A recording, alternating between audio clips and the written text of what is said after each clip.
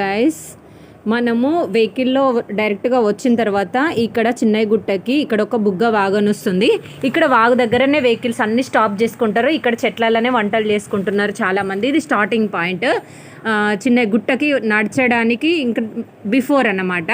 ఇక్కడ ఫస్ట్ రాజులు ఇక్కడ పాలించారని చెప్పేసి అంటారు. సో ఇక్కడ ఫస్ట్ దర్శనం చేసుకుంటేనే అక్కడ మేకలు జడితిస్తాయి అనేసి నమ్మకము, అలాగే చెప్తున్నారు. సో ఇక దారి ఎంబడి చూడండి ఎలా ఉందో. మొత్తం అసలు ఎవ్వరు సరిగ్గా కనిపించట్లేదు, పబ్లిక్ తక్కువ ఉన్నారు, ఫుల్ ఎండ. 2-3 కిలోమీటర్స్ మినిమంగా మనం నడవాల్సిన రూట్ అన్నమాట. మొత్తం బండరాళ్ళతోటే ఉంటది. వెహికల్స్ అనేటివి సరిగ్గా వెళ్ళవు, ఒక ట్రాక్టర్స్ తప్ప ఇంకా ఏ వెహికల్ వెళ్ళదు. మనం నడవాల్సిందే. మొత్తం రాళ్ళతోటే ఉంటది. చూడండి ఎట్లుందో పరిస్థితి. మా చెల్లి వాళ్ళకి వలసిపోయింది. మేము ఇంకా పావు వంతు కూడా రాలేదు. పావు పక్కన పెట్టాలి, మా అంటే ఒక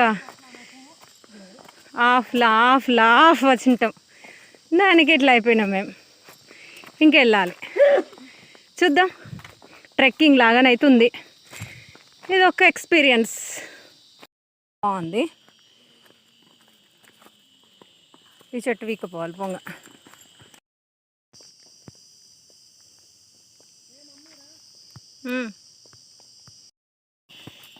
ఎవరు లేరు, మేమే నడుస్తున్నట్టుంది ఈ అడవిలో. కానీ వింత శబ్దాలు అయితే వస్తున్నాయి. అన్ని పురుగులు ఏంటో తెలియదు కానీ ఒక వింత సౌండ్ అయితే చేస్తున్నాయి. వినిపిస్తుందా మీకు? అనుకుంటా వస్తుంది. వెరైటీ ఉన్నది ఈ సౌండ్ అయితే. చూడండి, అటు ఇటు ఎవ్వరు లేరు. ఇట్లా వెళ్ళాలి మనం. చిన్నయ్య గుట్టను చేరుకోవాలంటే ఇలా వెళ్ళాలి.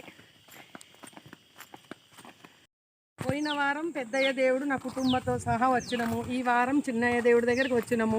2 దేవుళ్ళు కంప్లీట్ చేసుకుంటున్నాం. దేవుళ్ళు చాలా పవర్ఫుల్ దేవుళ్ళవి.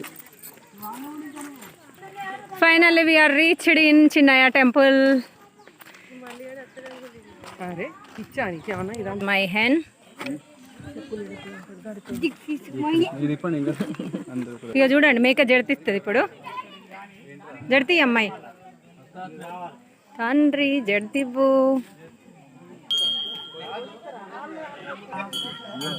ఏది ఇస్తుందో ఫస్ట్?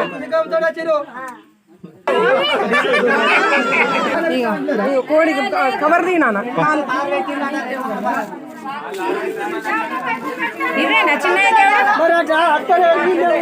సామే బొట్టు పెట్టావు సరే ఇది పట్టుకోరా కవర్.